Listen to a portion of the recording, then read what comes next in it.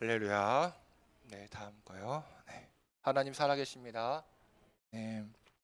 사람들이 어디에 관심이 있는지를 잘 알 수 있는 곳이 있습니다.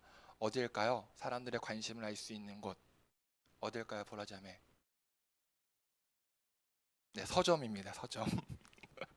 서점 말하려고 했잖아요. 그죠? 네. 저마다 관심 있는 분야의 책을 사기 때문이죠. 그럼 최근에 이렇게 빨리 넘기면 안 돼요. 최근에 가장 많이 팔린 베스트셀러 책은 이거예요. 물어보려고 했는데 트렌드 코리아 2022입니다. 읽어보셨나요? 네. 이 책을 통해서 올해 트렌드를 파악하고 내년을 준비할 수 있기에 많은 이들이 찾고 있습니다. 그래서 트렌드에 민감한 제가 트렌드에 민감하잖아요. 저도 얼른 구입을 했는데요. 공감되는 내용들이 참 많았습니다. 특별히 저는 이 문장이 와닿았는데요. 한번 읽어볼게요. 다음 거요. 웬디 우드의 습관 형성 모델에 의하면 변화된 행동이 하나의 습관으로 자리 잡으려면 행위에 대한 보상이 주어져야 한다. 다시 말해서 오랜 시간에 걸친 반복과 더불어 보상이 중요하다는 것이다. 따라서 어떤 소비 행위가 코로나 사태 이전으로 복귀하느냐 마느냐는 그 보상을 함께 따져봐야 한다. 대면으로 하는 행동이 비대면보다 더 큰 즐거움의 보상을 주면 그 소비는 과거처럼 대면으로 돌아갈 것이고, 비대면의 편리함의 보상이 대면보다 크면 코로나 기간 형성된 소비 행태는 그대로 유지될 것이다. 따라서 기대하지 않았던 편리함과 즐거움을 경험하게 있던 언택트, 편리미엄의 트렌드는 새로운 일상으로 정착할 가능성이 높다. 네. 다 이해하셨겠지만 사람들의 이 삶의 양식과 소비 행태는 보상에 따라 달라진다는 것이죠. 저는 이걸 읽으면서 과연 교회는 어떠한가? 교회는 어떠한가 하는 생각이 들더라고요. 오랜 시간 동안에 비대면 예배를 드렸고 나눔이 없는 시간을 보냈는데, 만약 이러한 삶의 양식들이 대면보다 보상이 더 크다면 우린 더 이상 모일 필요가 없나? 또 대면 예배를 드리고 함께 모이는 것에는 과연 어떤 보상이 있는가 하는 생각이요. 그러면서 계속 읽는데요. 이 책에서 어떤 이야기를 하느냐. 공동체가 모래알처럼 파편화된 나노 사회이지만 개인 간의 공감대와 공동체적 휴머니즘을 되찾아야 할 때라고 제시합니다. 함께 제가 한번 읽어볼게요. 산업화 이후 지속적으로 개인화되는 메가 트렌드에 팬데믹으로 인한 사회적 거리두기가 한국 사회의 원자화에 결정타를 날렸다. 직장도 모임도 심지어 가족도 결속력을 현저하게 잃어가는 가운데 마스크로 얼굴을 가린 개개인은 홀로 살아남아야 한다는 과제를 오롯이 혼자 짊어지게 되었다. 우리에겐 지금 공동체적 공감력이 필요하다. 나노 사회에서 우리 공동체가 정상적으로 작동하기 위해 갖춰져야 하는 최소한의 필요 조건이다. 공동체에 닥친 문제를 나의 문제로 받아들이고 타인의 고통을 나의 고통으로 이해할 줄 알아야만 지속 가능한 사회로 나아갈 수 있다. 잊지 말자. 내 아이가 행복하려면 이웃집 아이가 행복해야 한다. 여러분들 어떠세요? 네, 공감하시나요? 저는 대면이 비대면보다 더 보상할 수 있는 것은 바로 이 공동체성에 있다고 생각합니다. 왜냐하면 교회의 본질은 개개인이 아니라 공동체에 있기 때문이죠. 공동체 안에서 하나님을 함께 예배하고, 공동체 안에서 사랑을 나누고, 공동체 안에서 함께 울고 웃는 것이, 공동체 안에서 함께 성장하는 것이 그 어떤 보상보다 가장 큰 보상이라 믿습니다. 오늘 말씀은 사사 기드온 이야기인데요. 여러분, 기드온 하면 뭐가 떠오르세요? 기드온 처음 들어보시나요? 네. 가장 유명한 것은 기드온의 몇몇 용사? 3천 용사, 300 용사, 300 용사잖아요. 하지만 이 기드온의 300 용사 이야기가 나오기 전까지 우리가 반드시 알아야 할 배경들이 있습니다. 자, 1절 보세요. 이스라엘 자손이 하나님 앞에서 또 악한 일을 저지릅니다. 또 지겹지도 않나 봐요. 또 그래서 7년 동안 누구의 손에 넘겨 주었다고요? 미디안 손이에요. 이 미디안 족속이 이스라엘을 못 살게 구는 거예요. 억압합니다. 그런데 어떻게 억압하느냐? 3절 보세요. 이스라엘이 씨앗을 심어 놓으면 미디안 사람과 아말렉 사람과 동방 사람들이 쳐들어갑니다. 여기서 미디안, 아말렉, 동방 사람들이라는 이스라엘의 동쪽, 즉 지금의 시리아 사막에 있는 유목인들이에요. 유목인들. 자, 아시다시피 유목인들은 자신의 땅을 소유하거나 농사를 짓지 않아요. 그렇죠? 돌아다닙니다. 이와 반대로 이스라엘 민족은 하나님께서 허락하신 가나안 땅에서 농사를 짓고 있었죠. 그러니까 유목 민족인 미디안 입장에서 볼 때 이스라엘이 짓고 있는 농산물은 잘 차려진 밥상과 같습니다. 그러니까 이리저리 다니다가 농산물이 나올 때쯤에 엄청난 기동력으로 쳐들어가서 뺏어 먹으면 끝. 그렇죠? 숟가락만 가지고 가는 거예요. 자, 4절 보세요. 뭐라 그래요? 그들이 온 땅의 소산물을 망쳐 놓았답니다. 그리고 이스라엘에 먹을 것을 하나도 남기지 않았고 양이나 소나 나귀까지도 남기지 않았대요. 5절을 보니까 가축대를 몰고 장막을 가지고 메뚜기 때처럼 쳐들어왔답니다. 그러고는 그들이 온 땅을 황폐하게 만들었답니다. 한마디로 미디안 족속이 이스라엘의 밥그릇을 뺏어간 거죠. 여러분, 제일 치사한 게 뭐예요? 더럽고 치사한 게 뭐예요? 먹지 못하게 하는 거잖아요. 그렇죠? 제가 옛날 초등학교 6학년 때 콜레스테롤 수치가 높아갖고 왜 웃어요? 삼겹살을 못 먹게 했어요. 저희 엄마가요. 네. 본인들 다 먹으면서 저는 상추만 먹게 하고 라면 한 입만 달라고 했는데 안 줘요. 네, 아이스크림 한 입만 달라고 했는데 안 줍니다. 얼마나 치사하고 더러운 거예요. 목구멍이 포도청인데 그 목구멍에 들어갈 음식마저 뺏겨 버리니까 미치는 겁니다. 그러니까 이스라엘이 어떻게 했어요? 2절 읽어보죠. 시작. 미디안 손이 이스라엘을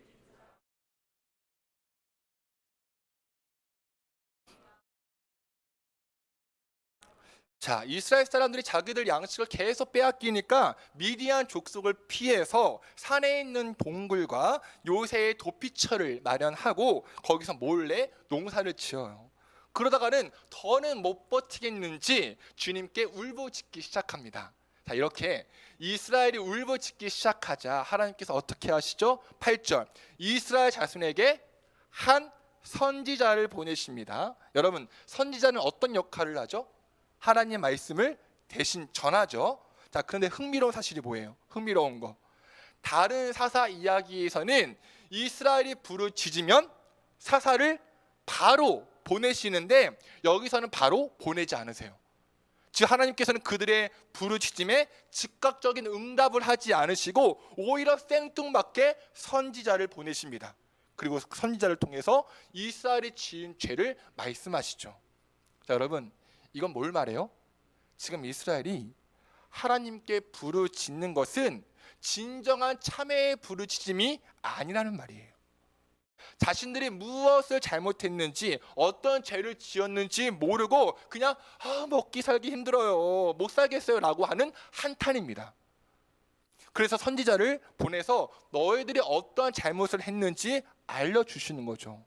우리 8절부터 10절 다시 한번 읽어볼게요. 시작. 주께서 이스라엘 자손에게 한 예언자를 보내어 말씀하셨다. 나오게 하였고 종살이하던 집에서 너희를 이끌어내었다. 내가 너희를 이집트 사람과 또 너희를 억압하는 모든 원수의 손에서 구하여 내었다. 내가 그들을 너희가 보는 앞에서 쫓아내었고 그 땅을 너희에게 주었다. 그러면서 나는 너희에게 말하였다.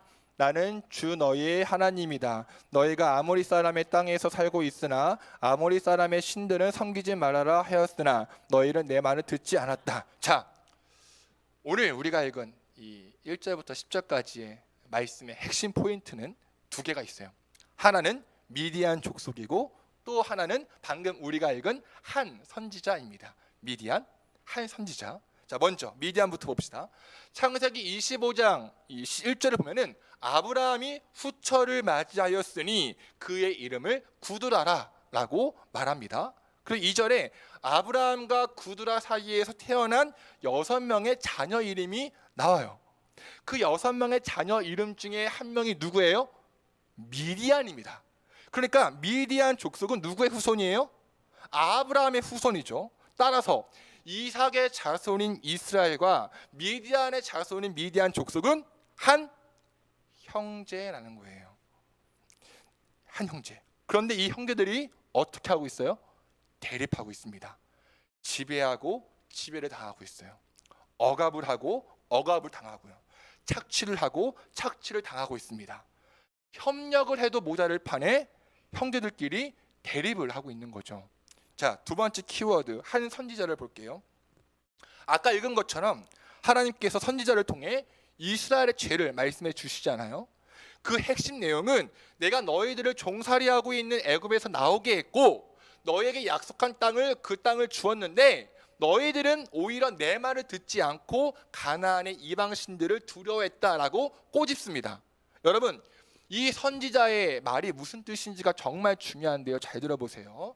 하나님께서 이스라엘을 끄집어냈다는 말은 더는 노예 생활 하지 말라는 거죠.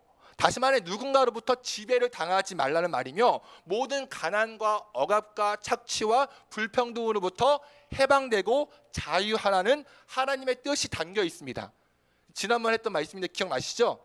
고개를 끄덕이세요. 네, 좋아요. 자, 하지만 하나님의 뜻은 해방과 자유를 누리는 것으로 끝나지 않아요. 하나님의 뜻과 목적은 이스라엘이 가나안 땅에 들어갔을 때에 더는 지배와 피지배로 나누지 말고 모두가 평등한 평등 공동체로 만드는 것에 있습니다.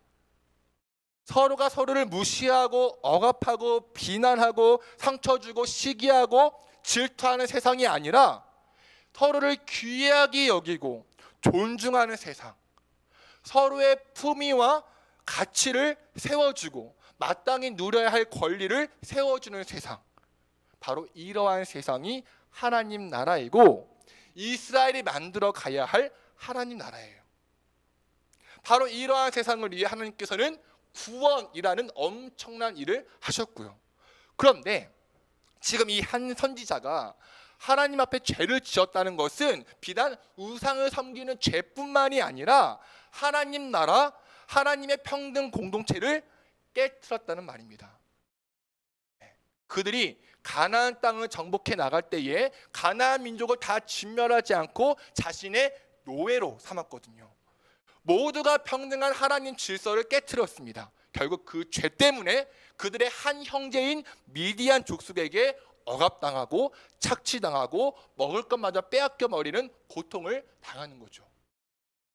자, 그럼 1절부터 10절까지 말씀을 통해 우리가 알아야 할 것은 무엇이냐? 미디안 족속과 이스라엘 족속이 한 형제인 것처럼 우리도 한 형제라는 것입니다. 아멘이신가요? 서로 대립하고 미워하고 시기하고 질투하고 상처 주고 분쟁하는 관계가 아니라 협력하여 주의 나라 만들어 가야 할 한 형제라는 것이죠. 왜요? 예수님께서 우리를 구원하시기 위해서 죽으시고 부활하셨잖아요. 그 죽음과 부활로 인해 우리는 죽음의 땅에서 생명의 땅으로 함께 옮겨졌고요. 그 결과 하나님을 모두가 하나님을 한 아버지라 부르는 한 가족이 되었습니다. 더 나아가 생명과 평등과 존중과 사랑이 있는 교회를 세우시고 바로 이 교회에 여러분들을 부르셨어요. 따라서 우리는 예수님 때문에 한 형제입니다. 한 가족이에요. 우리는 서로를 귀하게 여기고 존중하는 평등 공동체를 세워가야 합니다. 직분과 나이에 상관없이 가난한 자, 억눌린 자, 병든 자, 아파하는 자, 상처 있는 자, 힘들어하는 자, 믿음이 연약한 자, 신앙생활을 처음 시작하는 자들을 세워주어야 해요. 만약 이것이 무너진다면 교회의 역할은 없다고 해도 과언이 아닙니다. 세상보다 못하죠. 사랑과 연합이 없는 교회는 이스라엘이 미디안의 억압을 받는 것처럼 핫한 마귀의 하수인이 되어 억압을 당하고 착취를 당하게 됩니다. 영원한 고통을 당하는 것이죠. 그런데 너무나 많은 교회는 서로를 지배하려고 하고 지배를 받으려고 합니다. 자신이 왕이 되려고 하고 다른 사람을 내 밑에 두려고 해요. 자신의 소견에 옳은 대로 합니다. 자신의 뜻이 하나님 뜻인 양 교회의 주인이 되고자 하고요. 편을 나눕니다. 여러분, 사도 요한은 말합니다. 우리가 이미 죽음에서 생명으로 옮겨갔다는 것을 우리는 압니다. 이것을 아는 것은 우리가 형제 자매를 사랑하기 때문입니다. 사랑하지 않는 사람은 여전히 죽음 가운데 머물러 있습니다. 저는 우리 부천 주의 나라 교회가 정말 이름값 하기를 축원합니다. 정말 주의 나라가 되기를 축원합니다. 사람이 다른 사람을 억압하고 핍박하는 것이 아니라 오히려 안아주고 위로하고 그들의 품위와 마땅한 권리를 세워주는 평등 공동체가 되기를 간절히 축복합니다. 너무나 중요한 것은요, 하나님께서 이렇게 평등 공동체를 세워나가는 본을 먼저 보여주셔요. 언제요? 기드온을 부르실 때요. 여러분 11절 보세요. 주의 천사가 기드온을 불렀는데 기드온이 뭐하고 있었죠? 미디안 사람에게 들키지 않으려고 몰래 숨어서 밀 이삭을 타작합니다. 그러한 기드온에게 주의 천사가 뭐라 해요? 12절, 큰 용사여 여호와께서 너와 함께 계신다. 네, 큰 용사라 말씀하세요. 너를 쓰겠다 말씀하십니다. 그러니까 기드온이 뭐라 해요? 네? 하나님이 나와 함께 하신다고요? 그런데 우리가 왜 이렇게 어렵죠? 하나님께서 놀라운 기적을 행하셨는데 그 놀라운 기적 다 어디 갔죠? 하나님이 우리 벌었잖아요. 그래서 우리가 미디안 손에 넘어갔잖아요 라고 말해요. 여러분, 지금까지의 기드온의 모습 어때요? 다른 이스라엘 사람과 다를 것 없이 겁이 많아서 몰래 숨어 있습니다. 숨어 있는 게 익숙해요. 그리고 하나님이 정말 이스라엘을 사랑하신다면 이런 일이 있을 리가 없다고 원망합니다. 그러한 기드온에게 하나님께서 뭐라 말씀하세요? 큰 용사요. 그러자 기드온이 15절에서 또 뭐라 하느냐? 아니, 제가 어떻게 이스라엘을 구할 수 있겠어요? 제 가문은요, 보시는 바와 같이 므낫세 중에도 가장 약해요. 또 저는 아버지 집에서도 가장 어린 사람이에요. 그럼 말도 안 되는 이야기 하지 마세요 라고 말을 해요. 그리고 17절을 보면 지금 말씀하시는 분이 정말로 하나님이라면 증거를 보여주세요 라고 말을 합니다. 눈에 보이는 표적을 구하죠. 여러분, 기드온은 어떤 사람이에요? 첫 번째, 억압받는 것이 익숙한 겁쟁이에요. 두 번째, 하나님을 원망하는 마음이 가득합니다. 세 번째, 자존심과 자존감도 없어요. 네 번째, 눈에 보이는 증거를 요구하는 걸로 봐서 믿음도 없습니다. 그런데 여러분, 하나님께서 이러한 기드온에게 뭐라 말씀하세요? 너는 큰 용사다. 넌 큰 용사야. 너를 통해 이스라엘을 구원을 얻을 거야. 너를 통해 미디안 사람 치기를 한 사람 치듯이 할 거야 라고 말씀하십니다. 이건 하나님께서 기드온을 비꼬는 것이 아니라 기드온 안에 있는 가능성을 보신 거죠. 하나님께서는요, 겁 많은 기드온을 보지 않으시고 그 안에 있는 가능성을 보십니다. 하나님께서는 원망하는 기드온을 보지 않으시고 그 안에 있는 큰 용사를 바라보세요. 하나님께서는 자존심과 자존감 없는 기드온을 보지 않으시고 그 안에 있는 큰 용사를 보십니다. 그리고 그 큰 용사를 끄집어내시고 기어코 기드온을 사사로 세워주셨음을 우린 알아야 됩니다. 여러분, 우리가 함께 주의 나라를 세워나갈 때 필요한 것은 사람의 겉모습과 상황과 여건과 과거를 보는 눈이 아니라 그 안에 있는 큰 용사를 바라보는 눈입니다. 그 사람 안에 있는 속사람을 봐야 돼요. 그 안에 있는 가능성을 봐야 됩니다. 그 안에 있는 하나님의 속성과 성품을 바라봐야 됩니다. 하나님께서 목동 다윗의 중심을 보신 것처럼 예수님께서 어부 베드로와 또 세리 삭개오와 맹인 바디메오의 중심을 보신 것처럼 우리도 우리 가정과 교회와 직장 안에 있는 큰 용사를 보기를 간절히 축원합니다. 여러분, 우리가 사람을 판단하고 비난하는 원인이 뭐예요? 그 안에 있는 큰 용사를 보지 못하고 그 사람의 겉모습만 보기 때문이죠. 상황과 여건만 보기 때문입니다.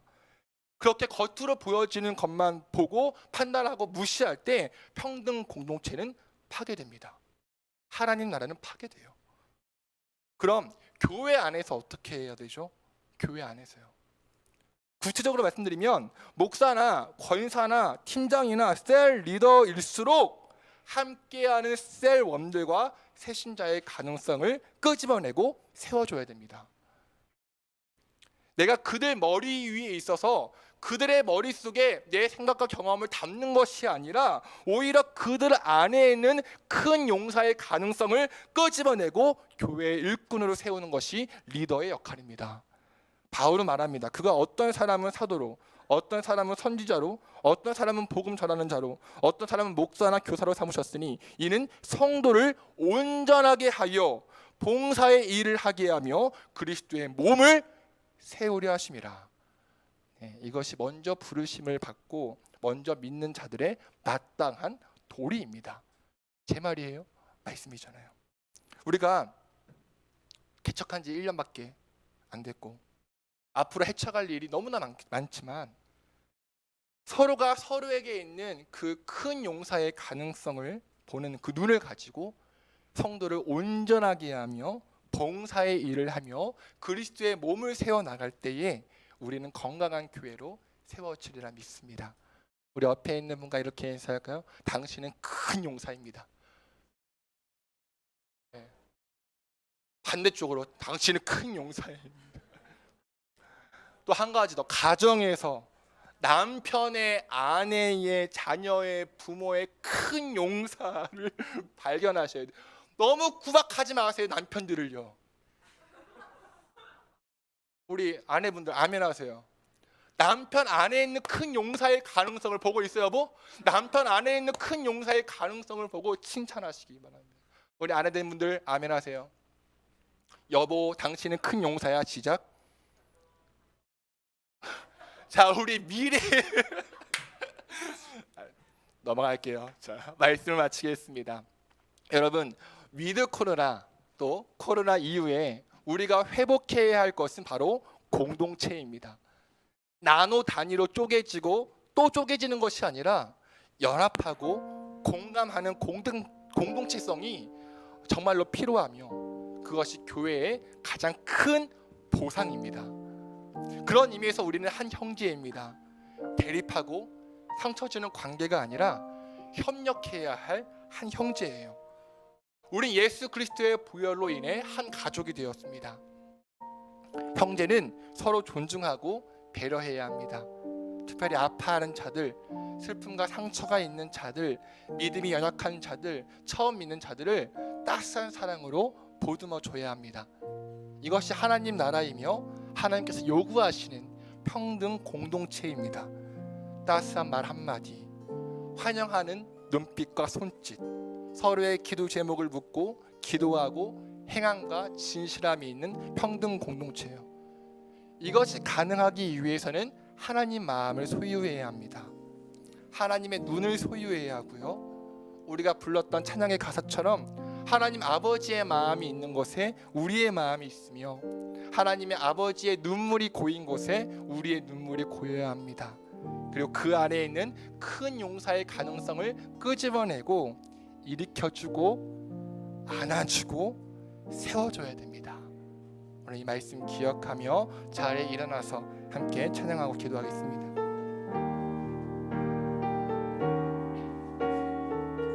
아버지 당신의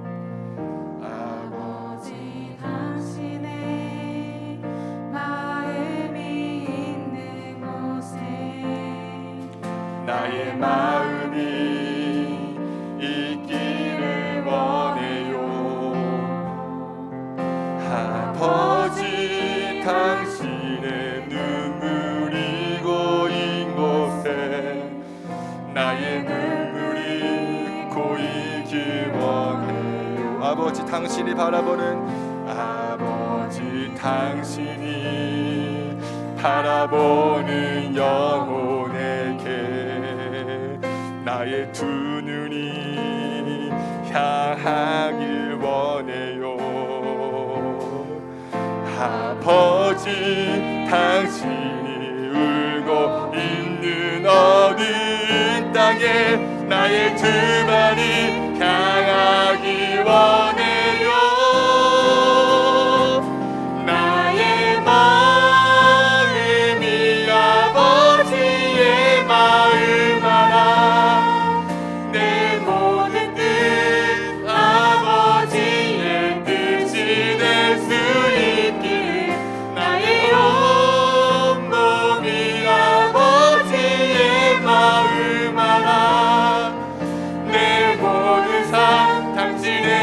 마음부터 고백하시겠습니다. 아버지 당신의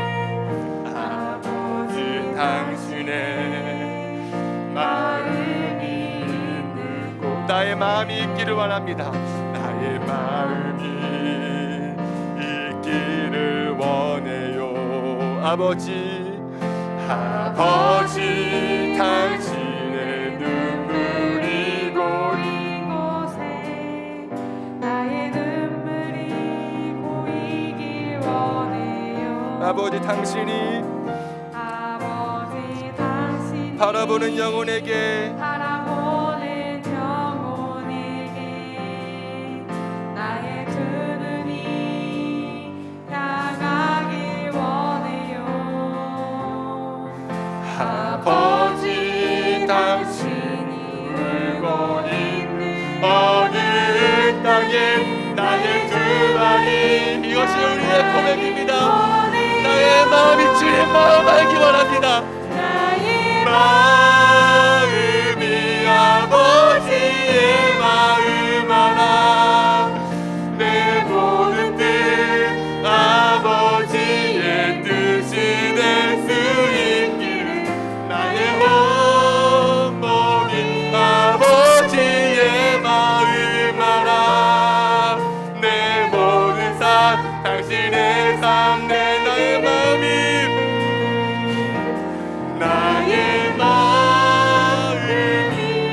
아버지의 마음 알아.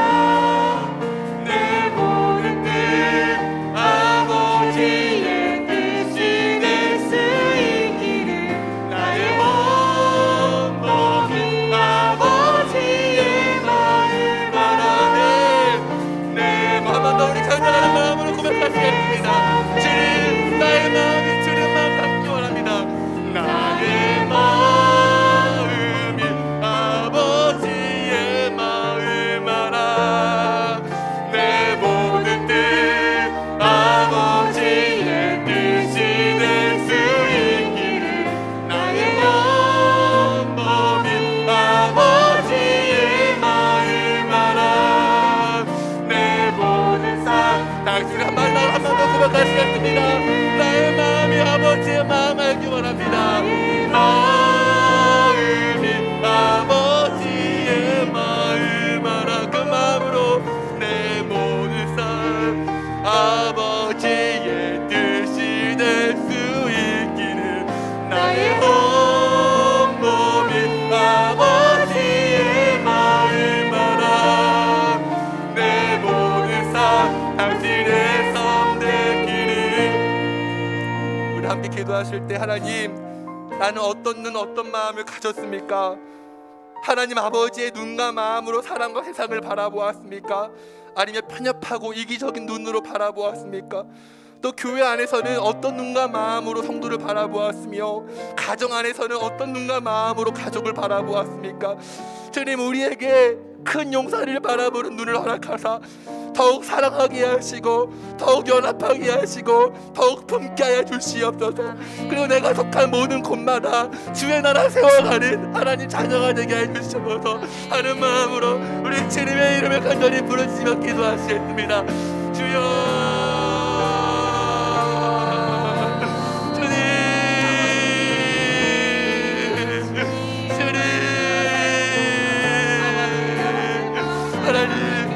하나님, 내가 하나님 아버지와 같이 큰 용사를 바라보는 눈을